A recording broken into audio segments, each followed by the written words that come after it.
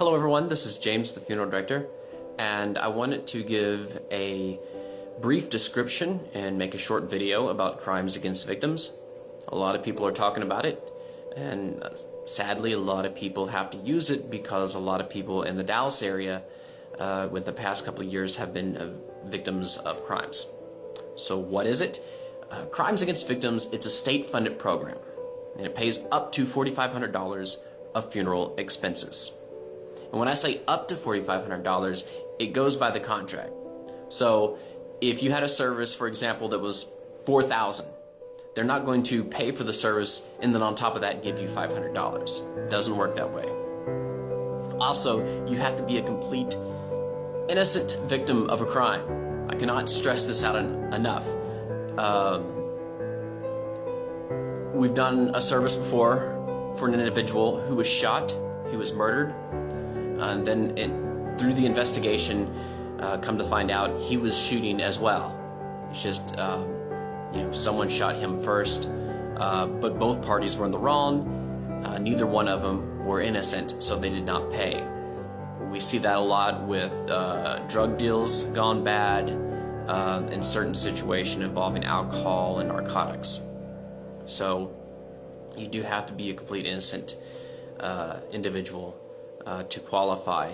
One case in particular we did a couple years ago where a woman was crossing the street. And this is where it gets very, very tricky when it comes to crimes, because crimes has a lot of stipulations. I'll get into that later, but they're very strict, and they get more strict as the years go by. A woman was walking across the street. She got hit by a car that was a hit and run, meaning that the person who hit her did not stop and render aid. He kept going. Normally that would qualify for a Crimes Against Victims case. We took it as it would, and it kind of did. The only difference is that crimes determined that she was not paying attention while crossing the street, and therefore only paid half of the $4,500. So there's a lot of stipulations. And also a lot of funeral homes do not take crimes against victims.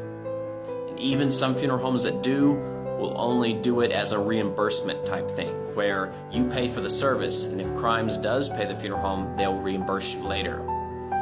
What we've done here at our funeral home to help people out as much as possible is we have a crimes program or crimes package that is at or below the $4,500 mark, depending on what you want.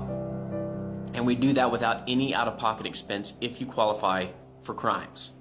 So if you are a victim, an innocent victim of crimes, and it has been verified by the detective on the case, then we will provide the funeral service that is a traditional funeral service. The visitation, the funeral service, the casket as well, all the transportation, all the little things, the programs, the slideshow, and things like that for $4,500. But we do that without any out-of-pocket expense to the family.